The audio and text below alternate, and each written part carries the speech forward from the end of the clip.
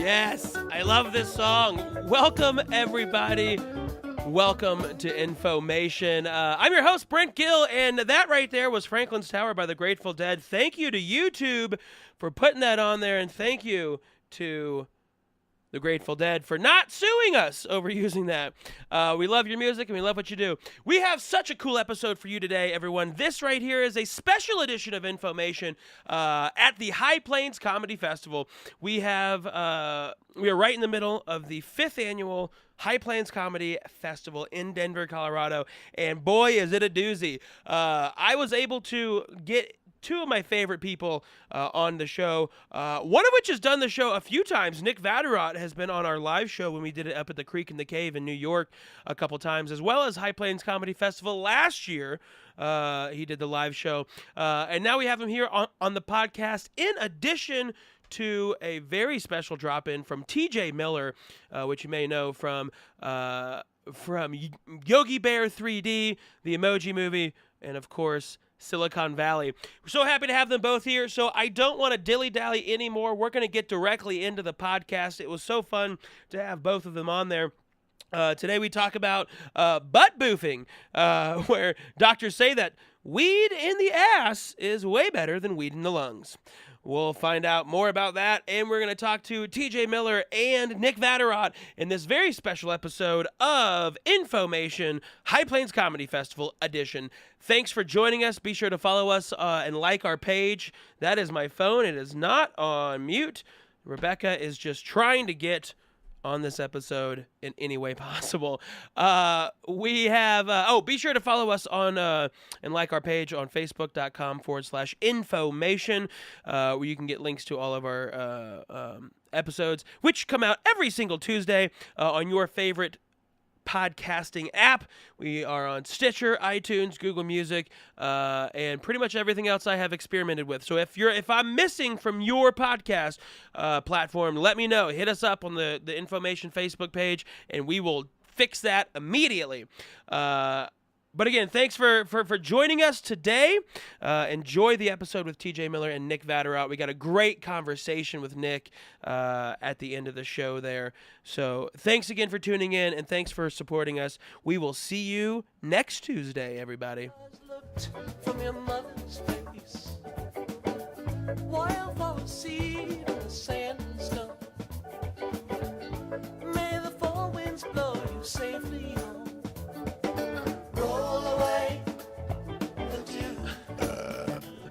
Right when I start recording, too, by the way, is when... A bunch of idiots. Oh, man. That woman's name is Joe Kilgallen. Welcome to the podcast show. Oh, man. I'm just gonna add the intro here in a little bit.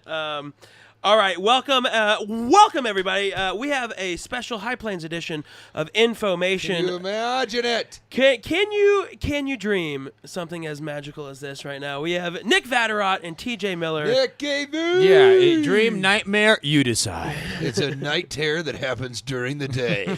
Welcome to the show. We are here for the High Plains Comedy Festival. It's August 26th right now. How are you guys enjoying your High Plains? I mean, come on. Yeah! Yep. It was great. Fun. Last night I got here very, straight from the airport. Yeah. Went to the High Dive and was going to do the Putterboss show, which is called Entertaining Julia, right? Yes. I heard you had a fun set there, too. It was very fun. His set was supposed to be amazing. Rick's set was supposed to be amazing. And I got there and sort of said, hey, do you mind if I go up?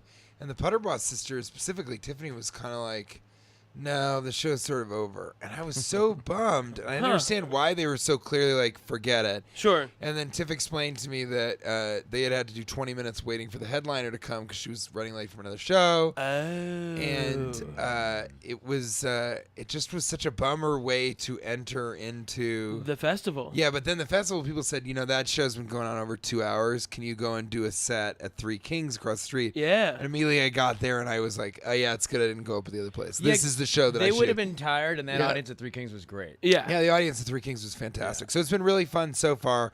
And then I I got quite a bit of marijuana today. But everybody's smoking vaporizer pens. Oh, these what I is it? fucking The pack. hate those. The pack is great. You don't like the pack? Nah. You like the packs, and then the one that I just got today that I tried. The vape last pen night or a weed because somebody vaporizer? Gave it to us. No, like a vape pen with the oil cartridges. Okay. Is this You get like a travel kit right there. Indigo of Pro just weed stuff. And that's the one we tried last night. Do you remember this one, the one that vibrates? Oh yeah. Yeah. I made that Oh, crass joke to the girl who had it, and then I didn't feel bad, but I really bombed it out on that one. And then this has been really amazing because my father and I, over a year ago, we sort of applied to get this car, the 2017 Ford The GT? Dope. And we got it. No way. So it's been delivered. It was the 35th or 36th car delivered out of the 400 total. Oh, shit. And it's here, and I saw it for the first time this morning. Is it as cool as it looks on? Because I've seen it online. Yeah, my father said, well, what do you think? Does it look as good as on the internet? And I said, it's not as glamour shot glossy. Yeah. But it's much more beautiful. Because in real life, you really see it as like an artwork of a car. In fact, I got a jettison in just a little bit because we're doing the Morgans Adams Foundation, morgansadams.org, puts microchips in kids with cancer. And that's a big charity that my father's been working with for over a decade. And is a big part of why we got the car. You had to at least have done some charity, if not a lot. Okay. And you also have to be a previous Ford owner. And I've only had a Ford Focus with the rims tinted out. Does Ford Focus count? Ford Explorer is what I've learned to drive on. My father has the 05 GT. So it's a very... He still has it? Yeah, he still has it. Nice. And that was another thing. And it's also, they were looking for people who drive, and he races on the track. Like, nice. both of us are. You really apply to do track. this thing. You have to apply, and you submit an essay, and we had to do 2 videos, and you need to No have way. social media influence. And you still have to buy it too, though, right? Yeah, you It's still not have to just like buy giving it. it to you. But a lot of people applied and didn't get it. But we got it because I had social media following, and I think was on a cool television show. Yeah. Things lined up, but Deadmau5 got one, Justin Bieber got one, Jay Leno got 2. Of course, Leno got 2. That And makes then, sense. but there's not many people. Lots of other celebrities or people applied for it, but they didn't give it to them because those celebrities weren't doing charity car shows and Gotcha. all that kind of stuff. So at Centennial Airport today, there's a big car show and an air show and then pyrotechnic show in the air. Jesus. It's being set off by these planes that are going around in the air.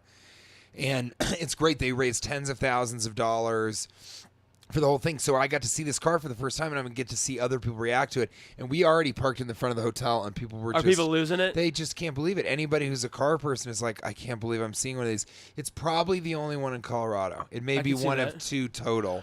And He still because has all his over the i8, world. right? What? He has an i8, correct? Yes, he has a BMW i8. I remember also. seeing that He driving put around everything Denver. in his life into getting cars. Yes. And I like the simplicity of that goal. He, on the way, was like, I want to do this, and I want to learn this. But throughout his life, he slowly built from a, IROC Camaro shitty, red manual drop top through Mitsubishi 3000 GT. And he through keeps all them this all, stuff. too. No, I mean, he used them. He'll trade, He had a he'll sell 'em out. 1999 Porsche Twin Turbo S, and this was the last of the air-cooled Porsches. Yeah. And he sold that to get this car. And that car, because he'd gotten it in 1999, he sold it this year. He flipped it for twice its worth. So this Holy car shit. is free almost. Holy shit. I wouldn't say free, but it's half off because he was able to get free money off this other car that he's driven a lot. I mean, he doesn't keep these cars and not put them. So it's pretty exciting. I mean, I'm really, really excited. Do you get to drive it, too? On the track at all? It's our car. We're both on the title. That's awesome. And I mean, it's not something that I really talk about much, but we love racing. That's very fascinating to us. And it's all time trials. We don't actually race against other cars. That's probably best because that probably keeps your car in one piece, Oh, too. Jesus, yeah. You know what I mean? Yeah, my father said something really interesting once. He said, I said, would you ever be a competitive racer? He said, absolutely not. He's like, why? He goes, well, at the end of that finish line is $50,000, $30,000, whatever it is, sometimes $100,000. Right. And he said, you're in a car racing towards the end of the race against another person who maybe will go a lot further to get that $50,000 than you would, and that's when crashes happen. Gotcha. Because when then they you're start still fucking trying with to you. win, but they're like, you know what, I'm going to make a very dangerous move in the hopes that I can get that money, whereas you're sort of thinking about the racing and trying to get the best time trial. Right. So why not? It's sort of like golf if golf was fucking awesome instead of boring and better replaced with frisbees. Can I get a what Nick Vatterott? I want to play frisbee golf. Frisbee golf and pinball. That Guys, is the Vatterott way. Y'all I'm were trying to get him battling into last mini night golf. on pinball. Yeah, we don't fuck around. Pinball's pretty great. I actually applied for this frisbee golf disc, and I not to steal your thunder, but I found out this morning that I got it. Did you get the grant? We got it. But we you got still it. have They to only buy give out it. 400,000 of these things, and I still gotta buy it. But But you applied, and actually, I think you're getting 20,000 frisbees of the 400,000. I'm in way over my head. I'm bankrupt. I am upside round. Oh man, well that's So awesome. that's been an exciting thing, and then also she's going to go to Botanic Gardens, although Kate's not here. But I would love to sort of. I get to stay a couple extra days. Vatterott, I think, is the funniest comedian that may be living, and I love watching Adam I've Kate thoroughly Holland, enjoyed him. Yeah. Charpentier, Sam Talent is so funny. All the different comics. Yeah. The fest all has been these great. comics, and the Yeah. festival's great. All the shows a have lot been of great. friends that are here. I like how they're putting more. They're giving more shows to the out of town comics. So everyone who's coming in from out of town is doing 2 or 3 shows, if not which more. they should, because this is when people get to see him that Right. year. Right. So it's pretty great that they do that. So. And so many different arguments and grievances, Late entertaining breakfast. Julia. Right. They're Sort of doing shows that aren't Reunited just tonight. gimmick shows, but themed shows. Yeah. I'm beginning to realize, especially in the festival circuit, have you noticed this, that there's a real difference between shows that have a gimmick and then shows that are themed. So 7 Minutes in Purgatory is a gimmick show, which I still love. Right, Okay. but a Ian themed Abramson show is right, exactly. Right. But a themed show is something like, Entertaining Julia is very burlesque, or Ari Shaffir, This Is Not Happening is all storytelling about Okay. one subject. All right. And I'm finding just like Arguments and Grievances, I'm finding that those sort of themed shows where it's a device rather than a gimmick is really, really. Because these people, everyone's so funny, and they all write their own Is stuff. it because you give the comics an opportunity to do something different? You get them like a way to write in a way that they normally don't have to write. And it's stuff that the audience has never seen. A lot Right. of people, especially in Denver, have seen a lot of these comics a lot. So to see them do a completely different thing, is That's really unique. fun. Yeah. Comics are so funny, but then they come up with like 5 minutes. They come up with 5 minutes, and then they just they do that 5 minutes for the next 9 months. Right. And then it's just Yeah. like, Jesus Christ. And then when they're forced to write something, they come up with just With magic. Yeah. Whereas when we started, you and I at the Lion's Den, which was the big open mic in Chicago, every single week we would do a different set. For the most part. I mean, Yeah. sometimes you and I would revisit Is stuff. that because it's an improv type town, or is that just how y'all did it back then? we didn't know what we were doing. Right. Yeah, but we were also the only ones that were doing that. I mean, I was showing up in, war gear with a fake gun, trying to make it to the stage, and with sound effects that were, Nick was hiding in a trunk for hours before people finally filed in to be a human ventriloquist puppet. Well, Nick, you still for do Brady that, right? Novak. Yeah, in fact, I got to be in my trunk in about an hour. So I before they got settle into trunk the time Paramount. going on. Yeah, that's the realest as it comes. In fact, there's my father right now. Do you want to play a quick game from your themed Let's do it. podcast, Let's not your gimmicked podcast, which is a themed podcast? Big difference. Big difference. We have a great story today that I'm excited to hear your take with. TJ, you smoke a lot of weed. Nick, you smoke some weed? That's not really true. I smoke a lot. I feel like I smoke a shitload of You weed. guys smoke more than I do. I Okay. can't do it during the No, day you anymore. smoke, but he smokes a lot of weed. When I have shows at night, I can't do it during the day because then at night I'm like, bleh. Do you try to get weed that specifically is Sativas only. Sativas only? Yeah. Okay, gotcha. Dad is ready to get that car rolling. What color is your car, by the way? Blue with Oh, a white fuck racing yes. stripe, and then Like that royal blue? The 05, Yeah. it's like a deep blue, and then the 05 is white with a blue racing stripe. That's awesome. So they're sort of the inverse of each other. Oh man. I smoke weed all the time because it's an insurance policy on seizures. It backs up the medication that I take. And then also because it doesn't really get me high anymore. Like, I just took that dab and I feel a tiny bit high. Really? For the most part, it just eliminates pain and anxiety. and then it's just like a regular day. And then you're just living your life. It's like people who take Valium or Xanax all the time or something. But much better on your liver. Yeah. All right, well, let's start with our one story for the day. There has been in Canada, they are really trying to make a push towards legalization of marijuana for the entire country up there. And doctors have been saying that apparently weed is more effective when it's taken via the butt than instead of smoking it. Boofing. Yep. Boofing is in the Urban Dictionary. Sean Boyle, one of the producers of Gorburger, for which Nick Vatterott is one of the head writers. He came in one day and he goes, "Have you heard about boofing? I mean, all the kids are doing it." I looked it up on the Urban Dictionary, and it's putting pills in your asshole, in your butthole, yeah, and also a butthole filled with tampons that have grain alcohol in them. Butt all chugging. of those types of things. But boofing is the new way to do pills that way.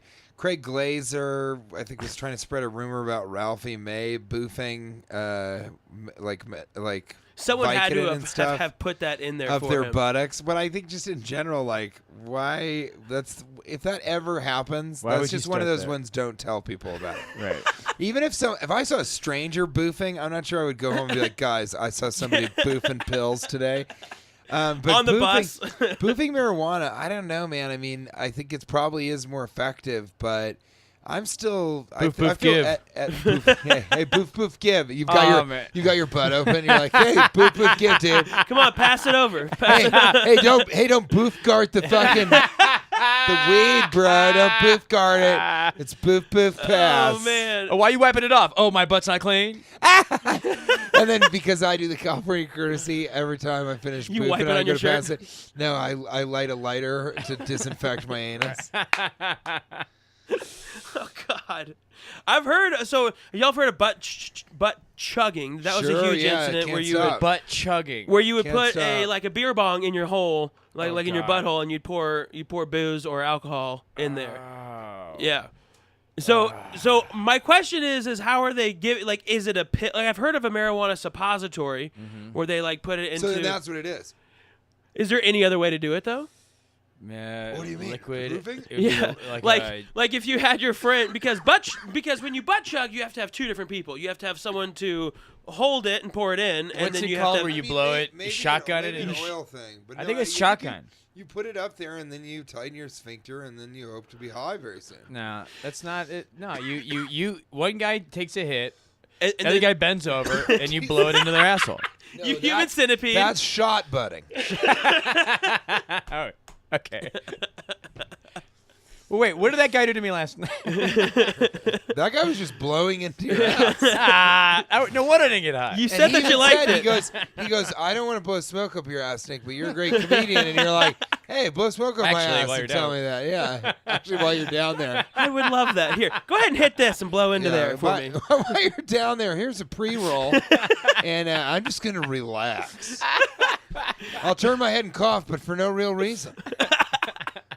My Smoke balls comes don't out your have mouth. anything to He put it in the asshole. do- Hey, do your. I really do have to go, but what is your your MC? Oh, my name MC.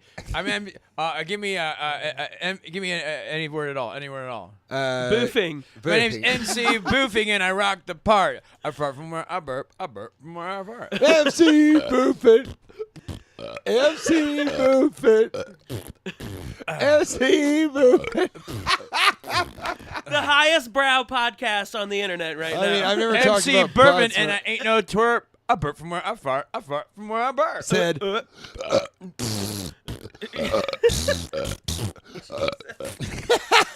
I mean, that's the smartest bit. All right, you guys keep man. going. Thank you so much Thank for you, having TJ. me. Is there anything you want us to plug or any social Yeah, media? go Gorburger. Buy Gorburger on iTunes. G-O-R Burger. B-U-R-G-E-R. Yep. You can Google how to follow my stupid social media crap. And, yeah, it was so fun, man. I mean, hopefully to come back and do a non-High Plains but extended Yes. episode where we talk about more than just boofing. We talk about how strokes can make you gay. And how Oh, many yeah. strokes does it take, Nick? About 11 or 12 of their gloves are off. and only 6 if they got 2 gloves on one hand.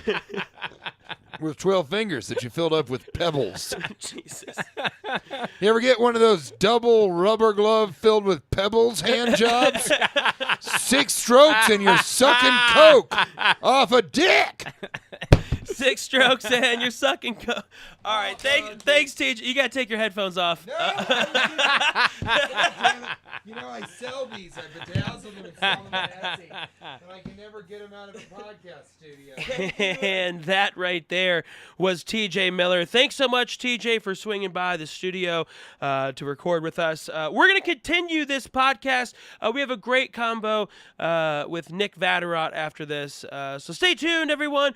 More great stuff to come. We talked to Nick about his newest move from New York to Los Angeles, everyone. So it's interesting to hear what's been going on there. So stick around. Here's that part right now.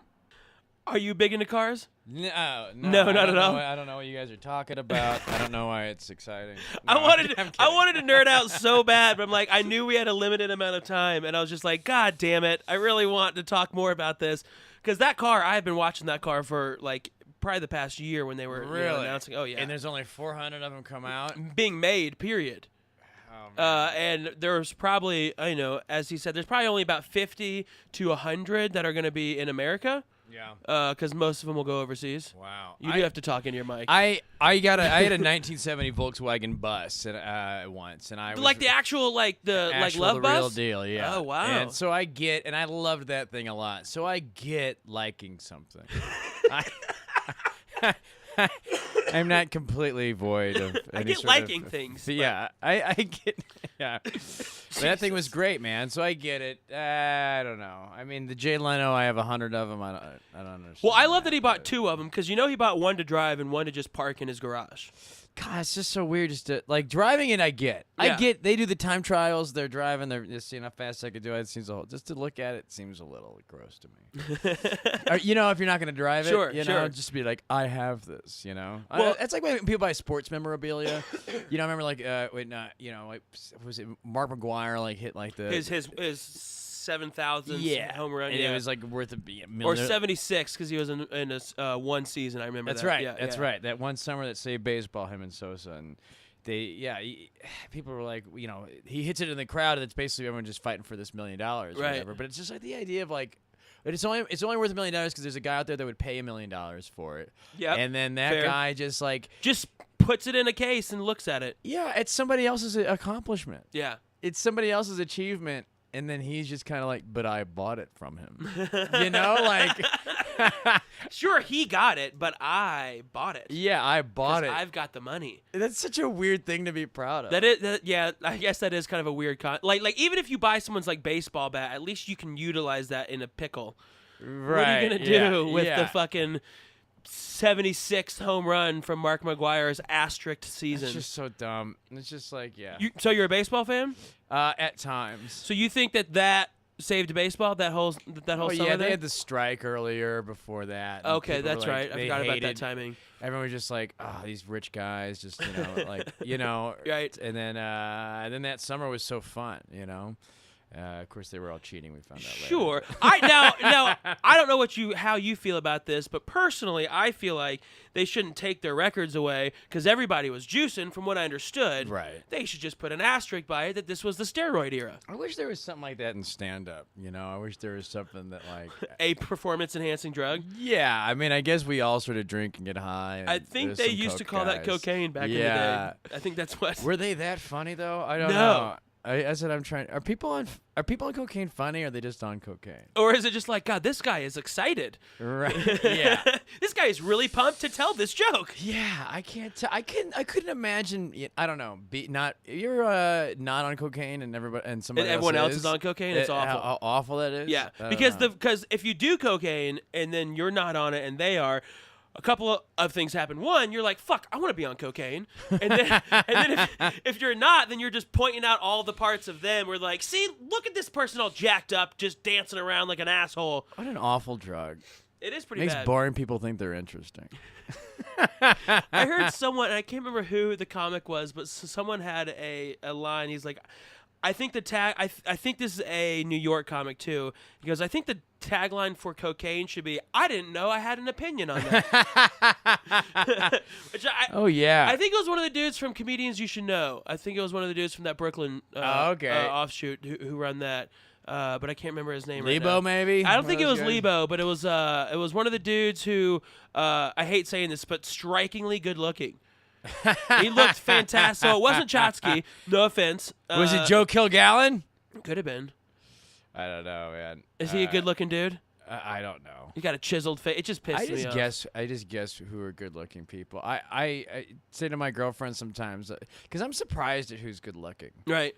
You know, like sometimes I'll be like, that guy's good looking. I didn't know that was like a, Right. you know, like I'm Right. sort of surprised. Like what was it, Benedict Cumberbatch or whatever his name is? Dr. Cumberbatch? Strange? Yeah. Yeah. And then like I saw some article about how hot he was, and I was like, really? That He looks- guy? Really? He's sort of like his face is caving in on itself. What about Trudeau? Trudeau. The Prime Yeah. Minister of Canada. I can't tell if he's good looking or if that presidents well are put together. generally so bad looking and old that he just looks In fresh. comparison, and- he looks great? yeah, he looks Okay, like I a gotcha. Bond character, you know, as opposed to He could be a Bond character for sure. yeah, you know. So I get that, but sometimes I have to ask, I'm like, is that a good looking one right there? Just want to make sure Is that that I one? still have my good looking dude right Right. I think I assume anyone who's kind of built is good looking. I assume that. like physically fit? Yeah, if they're Okay. like you know, like if they're tall, I think they're older than me. Huh. I realized that.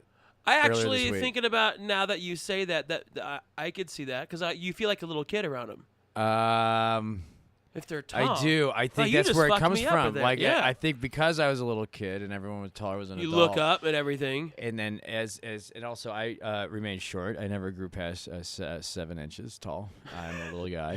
He is standing on top of our table right now. Yeah. Thank you again for. I think for as small as I am, I have a very deep voice. for being It only 7 resonates inches. throughout your it Yeah. resonates throughout your whole body. Yeah, Well, you have a big it's killing me midsection. inside, the vibrations to make this. I'm just like bones are turned to jelly. Yeah, I also, you know, I think I'm never the same age as models. I was never the same age. I think they were all older than me at one point, and then one now day they're all just younger. Yeah. And I was like, when was the day where we were all like the same age? When did I have a chance? Yeah. Like, when was that moment? Never. Never happened. Never. It's even getting like, even like with porn, I feel like I was never the same age as there was never like, I was like, so what I would see. And then you're gonna hit that age where like, fuck, all these girls are so young. It's creepy now. Porn is just, ugh. You don't watch porn. You have to watch it a little bit, probably. Yeah, but it's Not to call you out. You get diminished returns. You think so? know? It's just not. You're just kind of like, oh god. It's just. Is there just a normal category? Can I just get normal? Just somebody. Is there a making love category? Yeah, Is like there... somebody I might have seen at the bar tonight. Can that be? Why is it all fucking like? It's like too old, too young. I'm a Goldilocks. I just want to like it. You want that perfect. I just want something perfect that's not age. gonna. I don't feel terrible. I already feel terrible. This Is whole it the thing's camera happening. angles or is it what they're doing? Because there's some things I'll watch a camera angle like that ball slap, like that taint slap ball shot. You don't into that. You know, Nah, that's a little like under the dude, like looking up. Like I get where that would be for some people like cool. Yeah, but sometimes I'm like, who's this for? I get if I'm like this person would never talk to me. yeah. I can't get into the porn. If I'm like this girl would never. If they're unattainable, then you can't get into it. yeah, like Really? I go. I can't like put together the fantasy doesn't track. I feel like that's why MILF porn probably became so popular. Because I feel like MILFs, like a woman that looks like she's been divorced once, maybe has a kid or two, but she's single now and out on the Yeah. prowl. Like that's like maybe because that's the women I fuck currently. Right. But I feel like that when I see that, I'm like, yeah, Right. Okay. I'm into this. See, I'm into this. it's sort of kind of happening already, so Yeah. you could see it happening. If there's like a blonde, blonde with big boobs and kind of little plastic, you Yeah. know, I'm like, so wait, how did we start talking. How did we get back to her place? I can't. What did she? I can't imagine she had anything to say that I would have wanted to hear. There's nothing that I'm interested in at all. What are we gonna talk about? I can't. I don't get how it happened. I just don't get. So you like the relationship part. I like a porn that has like a good 4 to 5 weeks worth of like backstory and relationship leading up to the. So you watch like a mini series of leading up to it, and then the season finale. I gotta fuck. plan months ahead of time if I want to jerk off. I gotta start the story. I have to develop some Yeah. love for the characters. Yeah. We have to have a rising and falling action before the climax. Yeah. and then I turn it off halfway through. You're like, I'll think about this on my own. Yeah. I'll imaginate from here on out. It's my favorite word. I'm trying to get Imagine that bait. Imaginate. Is that Imagination. Is that using your mind? It's like using your highlight internet? reel. Yeah. Oh wow. Yeah, I can't. As much porn as I've seen, I can't. I can only think of like 5. Not porn, not from like watching porn, like imagination from real life experiences. Oh, really? Like your highlight reel from like the women you've been with. No, you don't do. Am I a weirdo? Well, I guess sort of like I guess I just I like the past to stay in the past. I like to think I'm a weirdo now. What? No, I think we've clearly established I'm the one with the problem. Okay, I'm the one who has all these reservations with porn. I like those 90-minute porns that you can really get into. I like Showtime porn. Is that what you're saying? Yeah, I love the hotel still has the adult channel. He's like, who is the time? Who is you just gonna watch? I don't think you can fast forward it. I think he's got to watch the movie as it is. Oh yeah. You have to be. You have to be really good with your timing as well. I mean, because if they finish before you do, then you got to wait 15 more minutes for another scene. God, that sounds brutal. And then you're just stuck to one. I toggle through about 400 different websites. Oh, why do you think I have pictures. 4 screens here? You're just gonna go all in on this one. You maniac. I think anyone who orders hotel movie porn should just be shot. Or they should get it for they're a free because if psychopath. they're willing to just put that on their credit card and let the front desk, I need you to sign Right. for these charges. Right. They say they don't say what it is, but I think you got one charge that doesn't say what it is, and all the other charges say what they are. So I'm gonna put. I'm just gonna assume here. I'm gonna assume. Jared, can I tell Jared Logan's joke? Yeah. Jared Logan's got. Love Jared Logan. Jared Logan's got a joke where he goes, he was in a hotel room, and then they charge. He goes, "This is a very nice hotel. Can I ask, why do you charge for, Wi-Fi?" And she's like, well, if you want, we do have free, we have free internet in the business center. He goes, okay, well that leads to my second question. Do you mind if I jerk off in the business center?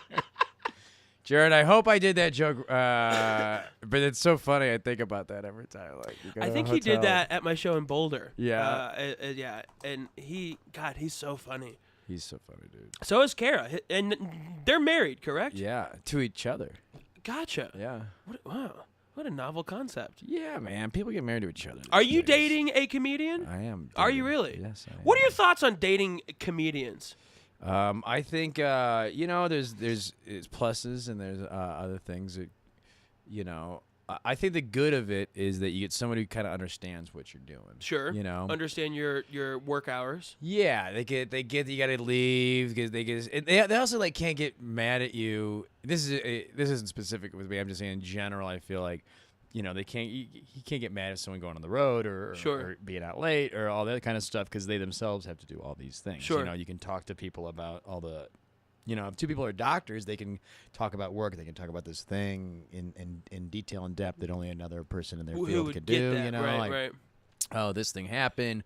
Oh, this thing's happening in my set. This thing is, this joke is it's working or it's not working. What you can kind of talk shop, and all that kind of stuff. I think all that is great. That's a good part about it. Sometimes it feels your world's a little smaller than it would be if because you don't have friends outside of the industry. Yeah, it's like it's sort of all comedy all the time, Sure. So you sort of have to like force yourselves to talk about other stuff as opposed to if you dated a doctor or when you date people outside of comedy, Right. it feels like okay, you have this whole other world where you work at a animal husbandry Right. or whatever it is that they do, and so your world sort of opens up and becomes a little bigger. So it's like I think there's some different things you can. It's like You kind of have to every force person's yourself different, to get out of this bubble and go like hang out with friends that aren't in the industry. Yeah, But I feel like when you live where you live and have lived, both New York and now LA, all that is the industry. I mean, New York I feel like is less all industry than LA is, but I mean Right. shit, I can't imagine going to have to meet normal people in Los Angeles. all my normal friends are in Missouri. Okay, yeah. Is that where you're from? Yeah. Okay. So anyone who I met after comedy started Yeah. is 99% of them are comedians. Right. You know? Yep. Or some sort of bubble of comedy. A writer, or- a producer, showrunner. theater owner, whatever. And then but then all my buddies, because you're not meeting anybody after a second, you And kinda, most times you don't want to either because meeting their people. impression of you on stage is just like, yeah, I don't. That's not 100% me. Come on. Every date I've gone on after a comedy show has always ended poorly. Yeah. I straight up walked out on a date one time. Me, Yeah. dude with B cups, walked out on a date with a pretty hot girl. Yeah. She was a animal rights activist. Which at first I was like, why are you interested in me? These That's- animals need to vote. You gotta let them vote, man. And she came down to this place on the 16th Street Mall, and she brought her friend with her. So On a this date? so this was our second date. So she brought A friend on a and it was a date? girl. So my first thought was, sweet. Yeah. Are we getting a threesome? This is dope. Play your cards right. Yes. And then I quickly realized that I hated every moment of what was about to happen because they were more on like a hangout. I'm like, why the fuck did you invite me on to come here? Then her friend wanted to go to H&M to look at scarves. No shit, to look at scarves. And I was like, H&M's closing. We're not gonna have time. She's like, we're gonna have time. Let's go. So I was like, fine, whatever. So we start walking towards H&M up the 16th Street Mall. We're going up there and we pass by a horse-drawn carriage on the mall. And I'm with an animal rights activist. Oh boy. And so she stops and yells at the driver. She goes, "Slave driver!" And I didn't. I couldn't even. My mouth couldn't stop fast enough, and I just go, "Shut up!" And she fucking hated it. They got so mad at me, and I was like, "He's just trying to make a living. These horses have a pretty good life, and I'm trying to defend myself." And they got mad. They started walking faster, and I'm like, "You know what? I'm right by Comedy Works downtown. Fuck it." And so I just peeled right. Oh shit! I just peeled right and went and had some shots at Comedy And that was Works. the last thing you ever That was said to the them? last thing I ever said to her. Never saw her again. She was also a girl who got she got totally shit on because she was a associate professor at a college in the Midwest somewhere, and she got basically kicked out of that school because of some shit that happened in class where she claimed something about I think it was gay marriage or something like that. So the school just jumped on her. She's like, these teachers are teaching my kids that gay marriage is fine, and I'm like, oh shit. So she left, and Boulder, of course, was like, yep, we'll take you. Come on in. And yeah, that was the last thing I said to her was, "Shut up." It's a slave driver. I thought that was fantastic. Slave driver. Just I don't know, man. And we can't have horses now? Yeah, You right? can't ride a horse? No, not in public because it's animal cruelty, How? He gets apples all day, right? gets to hang out in the mall. He just pulls 3 people on a sleigh. That's pretty great. I don't think it bothers them. At all. I don't think they care. They get apples. They probably take retired horses instead of killing them. You're like, all right, why don't you just pull these fucking fat tourists around? Give them protection, Yeah. you know? cool little hats. Sweet little bag to feathers shit out. in behind him. Yeah, you get a shit bag. Throw some weed up that butt. Get that Boof horse it. high. Boof that horse. Boof that horse. Boof that horse. The award-winning game show is back. It's Boof That Horse. Coming soon on the Game Show Network. Well, how do you? We can hop into a story, but I am curious how because you lived in New York, so you started in Chicago. Oh yeah. With TJ. Yeah. How did y'all meet? I didn't realize that because I knew that he started in Chicago, but I for some reason thought you started in New York. I started in Chicago. I was there like 6 years before I moved to New York. Doing improv first or stand up? I was doing it all first. Okay. I was doing stand-up, improv, and sketch, and that's sort of how I got to know TJ because he was the only other person in the scene Just that kinda doing I all that saw shit? everywhere. Yeah, And I was just gotcha. like, you're everything I go to. Yeah. He's like, yeah, you're at everything I go to. You know, it's like, oh, Let's it's be like- friends. Yeah, I mean, it was like I didn't understand. I think we both that was like sort of a bond in the beginning of like we didn't understand why everybody wasn't doing everything they could possibly do. You Right. know, like there was such this division, and then like it truly like and I think I told the story last night. I was like, you know what the reason I think like one of the first reasons we kind of hung out at one point is I saw him do this set, and he went up on stage and he had like he had this like ball and cup, and he was just like, I'm gonna tell these jokes. If a joke doesn't go well, I'm gonna do the ball. I'm gonna try to get this ball in this cup. Okay. And then so he would purposely tell like kind of a dumb joke that would get a groan, so he could do this ball and cup thing. And I thought it was hilarious. I thought it was so funny. And then and so a joke wouldn't work, and he would like act like he was real bummed out, and then he's like real upset while he's doing this ball and cup thing. And if you don't, everyone knows what ball and cup is, right? Yeah. It's pretty self-explanatory. Right. It's the game where you try to put the ball that is attached to a string Yeah. into the cup. It's ball and cup. Ball and String cup. isn't. Well, in the title of it, it has everything, but they leave out string. So That's true, There's also yeah. a handle to it. So Ball and cup with string. with string and handle. I guess this is like a nickname for it.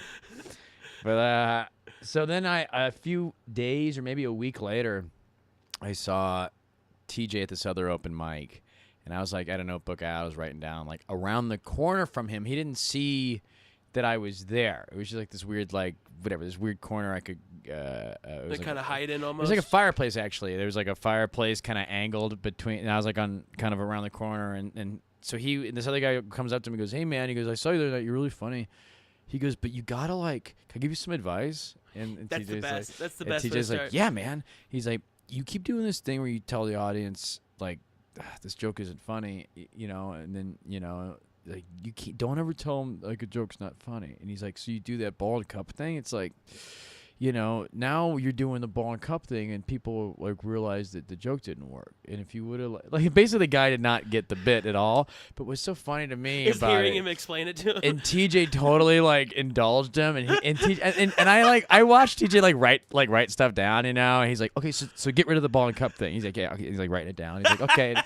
And I realized that he was doing that just to entertain himself in this, and I was like dying laughing. And so like, the guy left, and I walked over. I was like, "Hey man," I go, I might have been one of the first times I ever talked to him, and I was like, I listened to that whole thing. I was like, I was in tears. He goes, "Yeah, what an idiot, right?" I was like, "I know."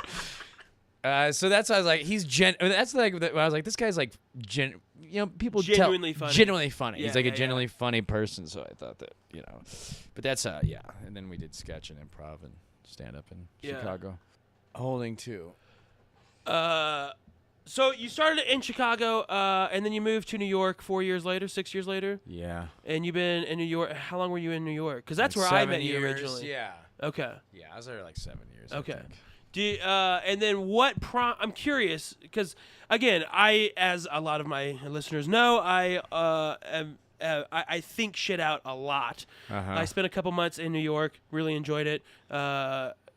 Came to the conclusion it's better to hang out with my friends and to be in that area. Right, yeah. So what made you leave? Did you want to leave? Well, for one, I was getting a bunch of work in LA, and so On like video stuff? yeah, I started writing for Gorburger, and Yeah. then, I did a couple other things, and then I don't know. I had to get out of New York. Okay. I was just frustrated. Okay. I was just like, let's go be frustrated in a different city for a while. That's how it works. Yeah.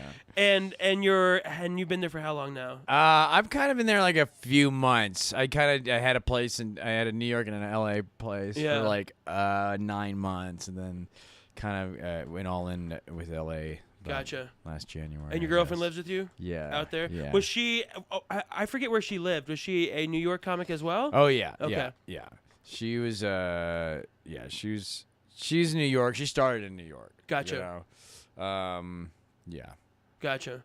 And then now you're doing a bunch of. It looks like now you're doing a lot more video sketch stuff than you were in New York. You know, it's funny. I shot all that stuff in New York. Really?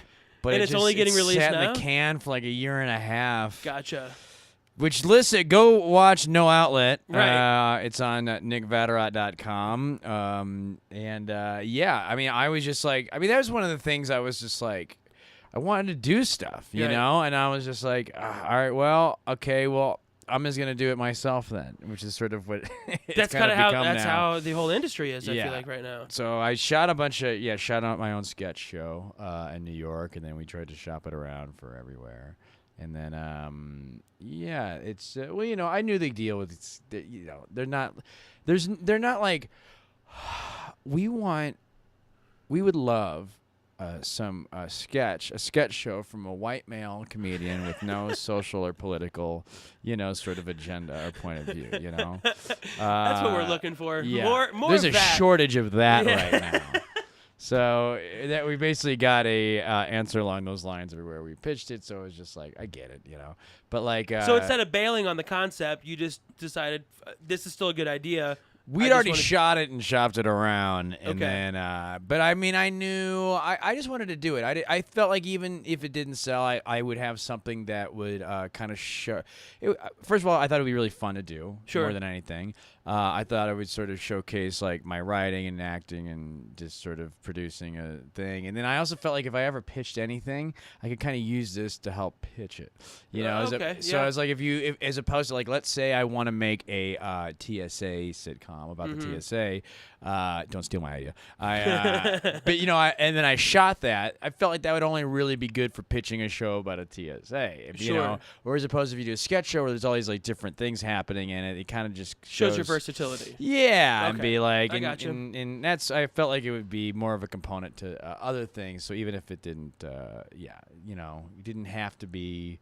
But I think, I think we waited a little. I don't know. Every time I wanted to release it, there was always like, well, I don't know. There's, we might be able to get a bite on this thing over here, and then you wait 4 more months to find out that didn't go through. And then and then you want to release it again, and it just keeps getting pushed back. Yeah, I finally just like, I gotta put this thing out. Sure. Man. So, but yeah, you know, it did. It got a lot of, you know, Funny or Die. It kept putting it on their home, all the sketches on their homepage and stuff, which was pretty great. They've been real supportive on it.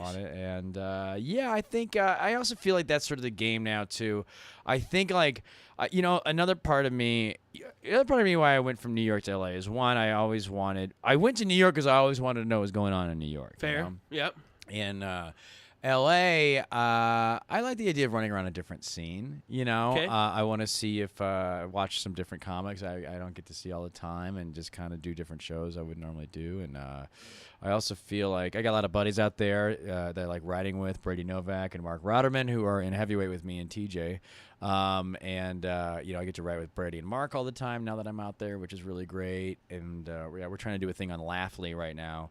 Where it's heavyweight doing audio sketch on laughly.com, so hopefully that'll come out soon. And then but it's great, and I feel like stand up. I think part of my frustration was in New York is that I kind of thought that if I just focused, like laser focused on stand up, I don't know. I think that it would lead to something. Yeah, right. and I think that might have been a naive, you know, a perception that it should be.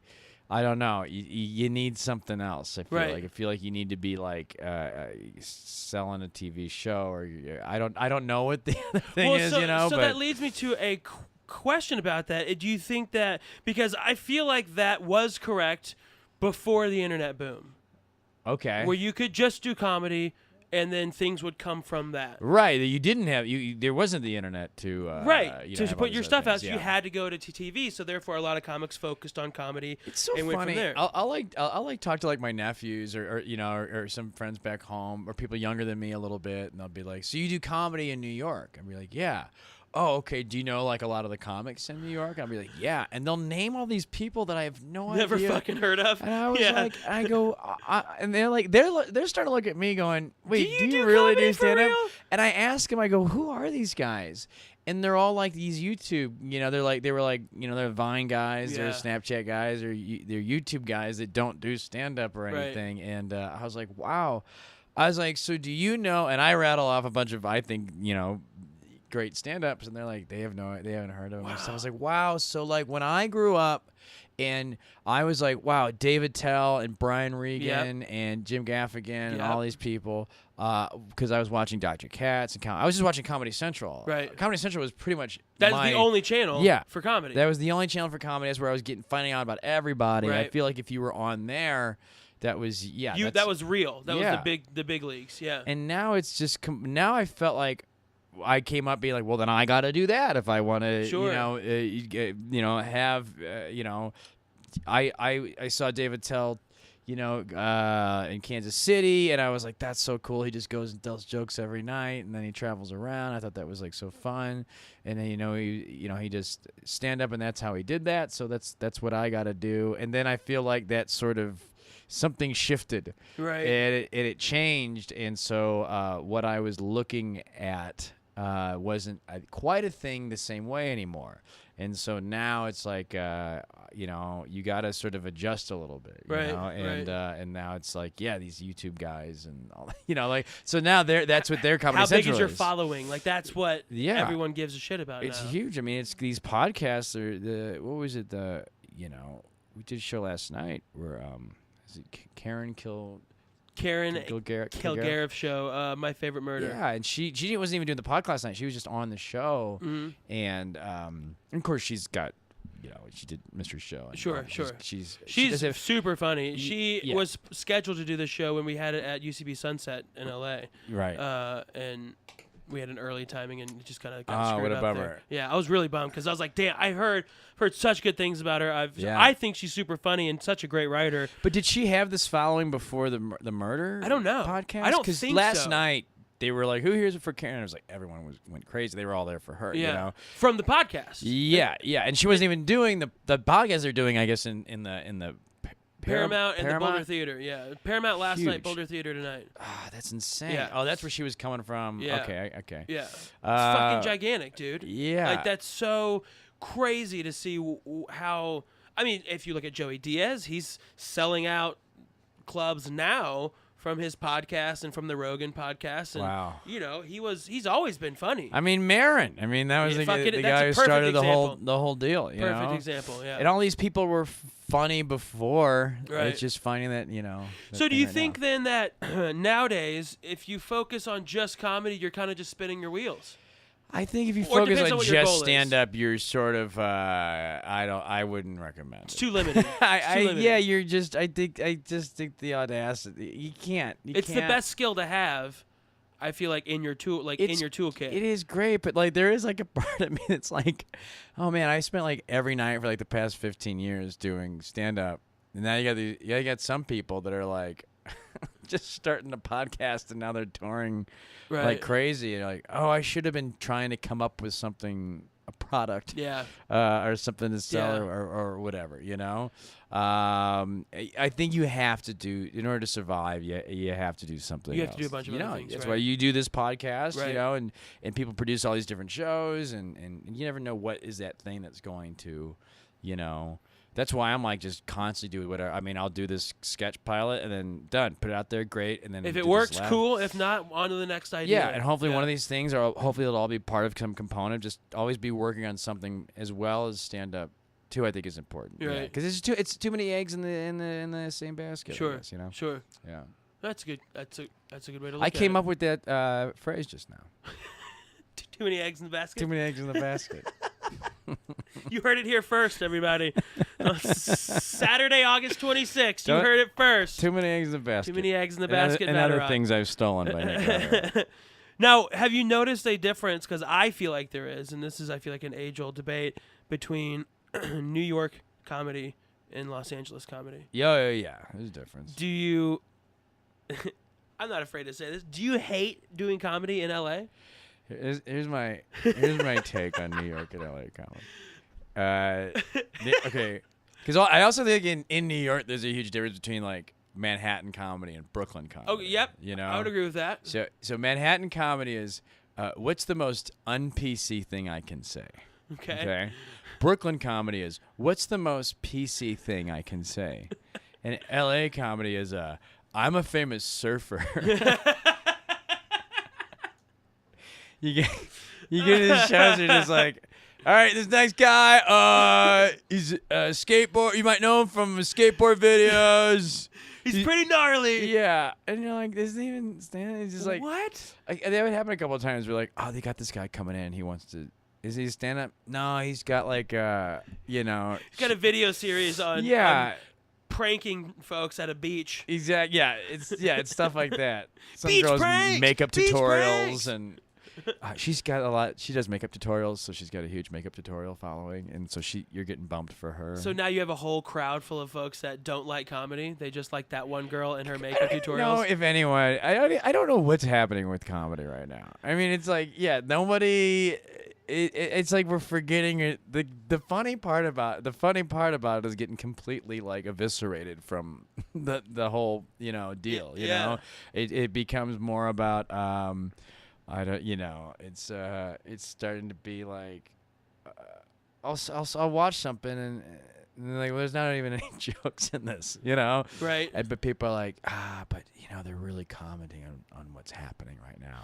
I'm like, well, yeah, but that's speech. It's not like That's not comedy. a comedy thing. He's just ranting at this point. But I don't know. People like whatever they like, but like, I don't know. There was like somebody, Corinne Fisher last night was posting about, she was doing this show, I want to say Elite Magazine or Elle magazine? No, it's some Daily Elite. Oh, okay. Or something like that, Elite Daily, and they were like, she got some message that said, we don't want you talking about body issues, Well, then why the fuck did you pick Corinne? I mean, the feel whole like that's what fucking her whole podcast and the whole is about, lineup too. was just like, yeah, and she fucking got pissed, and it's just like, wait, why are you telling a comedian what they should say? How about be funny? Yeah. And that's all. Hey, just go out there and crush. That's all we're looking it's for. all we're looking That's for. all we're And looking like, for. well, this is it's a comedy show. This isn't a fucking, like, right. pretend whatever the fuck you want, like. Dietary, information seminar, Right.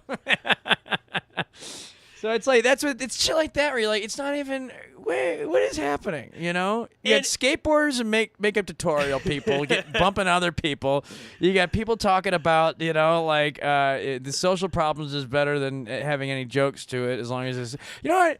I so many times I see comics, they get up and they'll be like, okay, and you know what? The thing with Trump is just, he just won't. I'm so mad. He's so mad, and then like, all right, yeah, okay, and I get there's no jokes in this. I just want to tell you. I was like, yeah, we're all mad about it, man, but come on. Come up with something. Just come up with an angle. Yeah, come with some joke. If Yeah. you're gonna be the 14th person to talk about Trump, Or don't please fucking do throw it. a joke in there. You know. That's the hard part. See, I try to, at least in my live show, when I do Infomation Live, I really try to stay away from politics because it turns people off so quickly. Even if they're for it or against it, it just, you hear it and you're like, okay, I've heard, I don't want to hear this on my time out. You know what I mean? Right. Like, and so it becomes kind of a fine line as to do you talk about it, do you not? And then it like, because a lot of people are doing it poorly. Yeah. Because they're just starting to do political comedy when they've never done it before. Yeah. And then it's again, it's like, oh fuck. I mean, more. Some people are like it's it's irresponsible not to talk about it, but it's like it's being talked about. Yeah. It's not being talked about, and it's at a point now where it's like, I don't know. After he won last year, Yeah. I think I personally was like, okay, we need to like kind of retreat and figure this thing out because I went all around the country for 9 months and just did nothing but make fun of this guy. And now and he's here. It didn't work. Yeah. Because I wasn't the only person. Dude, every comedian, Sure. every comedy show you went to for a year, the comedians were making fun of this guy. Right. No, it didn't do anything. You know. Yeah. It might have actually helped his case. It might have helped his case, and so like. I don't know. Can we talk about it in a different way? If you're going to talk about it, right? I think I was an aggregator before, and I need to be an arbitrator. You know, I need to talk about it in a way that pulls people in, as opposed to just preaching to the choir. Right. And is divisive and. It makes people think. It makes people open their minds. Like, oh shit, I didn't think of it that way. Yeah. Right. You got to bleed them in somehow. Yeah. I don't know. It's tough. It's tough because you know. Because I get mad too when I go to Brooklyn or L.A. and I'll shit on something that Hillary did, and then even the fact what I don't like, even what I just said just now made some people go, don't be mean. Yeah. She's not perfect, man. Obama wasn't perfect. Right. You know, Trump's the worst thing out there. Bernie Sanders isn't perfect. None of them are perfect. Right. It's okay if we criticize the people we like. Right. So, but I think I made fun of like how like Hillary supported the war in Syria. Yeah. And I was like, when that happened, all the Trump supporters, a lot of them like turned on Trump when he like was like, let's attack, because that went against what he had sort of been about. And so all these Trump people, so that day, all these Trump people were like going online and shitting on Trump for doing that, which I thought was great. Yeah. And all the Hillary people were tweeting about that Pepsi video that had come out that day with the Kardashian. Yeah, where it's like it was kind of like it's like a riot, and then she have a Pepsi. Yeah, and it's like. Yeah. I remember that. Yeah. It's like, wait, why are you not shitting on Hillary for supporting this war? You're just totally letting her off on this one, and you're tweeting about Pepsi. Like, who gives a shit about Pepsi? But it's like, oh, don't you dare! It's like, yeah, god damn it, like I get pissed that I go to the Midwest and I make fun of Trump, and then they get uptight, and I'm like, well, at least it's a fucking joke, Right. And then I go to like the coast and make fun of Hillary, and they're like, or make fun of Bernie, or make fun of any liberal, and then they get uptight. It's like, come on, man. You got to be able to laugh at. If the liberals can't laugh at their own, how do we expect the conservatives to laugh at their own? Yeah. And yeah. I don't know. So then you're just like, well, fuck it. I'll just talk about chocolate milk. I'll talk about my cat. Sure. God damn it. Yeah. You almost just want to do that. Yeah. God damn it. I try not to go do Facebook posts. Rants. Oh man. But the fucking who's the guy he just pardoned last night? The sheriff. Yeah, who's a piece of fucking garbage. Yes, who went against the orders and did. I can't remember what exactly he was doing, but he was harassing, I think, legal immigrants. He was literally like rounding people up that may or may not have been illegal to find out if they were illegal. Yeah, and like, and then this is also there's also all these rape and molestation cases that he completely dismissed and ignored. Wow. And he's a piece of shit. He's a fucking garbage human being. And I was just like. Because like in 2011, like there was like articles about like complaining about how his whole team was just like dismissing all this stuff because they didn't care about it because they wanted to focus on this like illegal immigrant thing. Sure, he was taking time away from that, and it's just like, God, I don't want to fucking. It doesn't do anything. But then last night I just went all on Facebook and we're just like, fuck Trump, fuck this all guy, these people, fuck all this shit. And I'm sure you get just fucking a ton of responses. I haven't looked yet. Really? I have not looked yet because I every time I tweet about Trump. Our Facebook post about Trump, then it fucking turns into a. Right. I just look It's at a the battle. carnage like 3 days later. I'm like, oh my god, my aunt and some kid I went to high school with are screaming at each other, and some comic that I met in Florida 4 years ago is he's yelling at both of them, and like, like, oh jeez, what did I do? What did I do? Sorry. It did nothing. All it does is Sorry. get everybody mad. Yeah. Yeah. So Nick, thank you again for coming on to the Did show. the Trump shit bring it all down? I feel like the Trump stuff really. I might cut the Trump stuff out. I'm not gonna lie. I might edit. Edit a little bit of that out. Cut it out. Nick, how do you want people to follow you or to find what you're doing? Find me, nickvatterott.com, NickVatterott. For Amusement Only is my Comedy Central Records album. You can get it on Spotify, iTunes, wherever. Check out No Outlet. Go to my website. It's on there. It's on YouTube and Funny or Die and a bunch of places. And then, check out Heavyweight is going to be on Laughley soon. Laughley is this new website that's got just pretty much like every album you could ever want and all this original content on there. And then keep an eye out for K-Rock 92 Point Buzz, which is it's a concept comedy album. What is it? K-Rock what? K-Rock 92 Point Buzz. 90Q Point Buzz. And it's like it's basically it's basically just a fake radio station for an hour, and it's got a bunch of like in studio bits and like fake songs and fake commercials. Oh, that's awesome. Yeah, a bunch of weird I love shit. that. Yeah. I love that. K-Rock 92 Point Buzz. Oh, Jesus. I feel like people got away from the audio skits.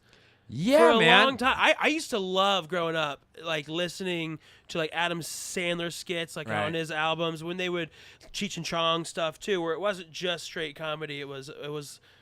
Now we call that like an experimental album, but really that's what comedy albums were. Oh back yeah, then. Fireside Theater back in the Yes, day, and like yes. I mean, it's well, you know what? I don't see a lot of it right now. Laughley approached Heavyweight, and we've been together for like over a decade, and we have a lot of material, and shooting video sketch is tough. Yeah. Because it's costly. Yep. And you can do a lot of tricks with audio. yeah, You do a lot of tricks with audio. I got a couple things called Spike the Vodka that you can find out there, which are these weird like audio stream of consciousness things that I've put together. There's 2 of them out there, but they're like, I throw all these like they're like 20 minutes each, but each one took me like weeks to put together because I threw all these sound effects in. Okay. It's fun. Yeah. I like it. You know. Radio theater, basically. Yeah, that's why great. not? You can pretty much do anything that you know. Yeah. It's just time is the only thing that really costs Sure, you. But sure. it's fun to do, Plus, you have to be pretty. I mean, so do you do all the editing yourself, or do you Yeah. have? Do you really? Yeah. You got to have that knowledge in order to use these digital audio workspaces well, because that's something that a lot of us know. It's I just got GarageBand and it does the trick. Yeah. And I got Logic for free when I worked for Apple, so I'm like, oh fuck yeah, I'm gonna that's do that. the nice one. Yeah, it is. So one day. I worked for them, and they gave me their entire suite. So I got Motion, I got Final Cut, I got Logic, I got everything that Apple offers. I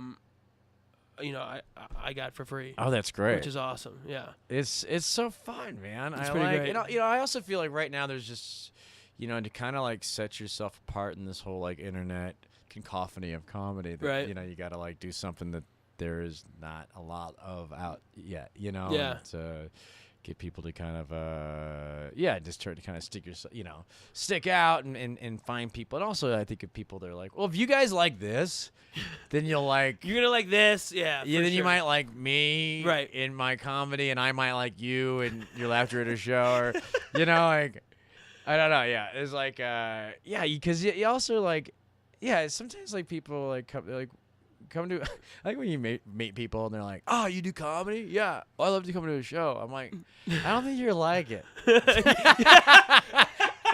So Like, ooh, yeah, you're no. you're gonna be mad you went, really, and it'll be awkward afterwards. And we still have to be friends because yeah. you're friends with my girlfriend, and It's nah. just whereas like if you put it out there, it's like if you like this ridiculous like stream of consciousness, Then you're gonna love thing, everything then else Come I'm to doing. a show, Yeah, and then yeah. the show will be fun because you're there, and Yeah. Yeah. Hell yeah. Well, cool. Well, Nick Vatterott, Well, Nick, thank you for everything. VATTEROTT.com. Make sure you check him out. You can also find links to all of his stuff in the show description as well.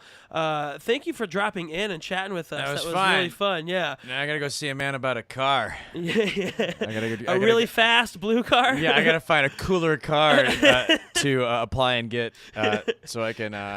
So next time I have something even cooler to talk about. Oh, you got that car? Well, I got one where only 2 were made. That's right.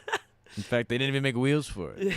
You can't even drive it. You can't even get inside of it. It's on blocks right now. Yeah. It's bolted up. It's made of clay currently. It's still a prototype, but they're making it for me. So.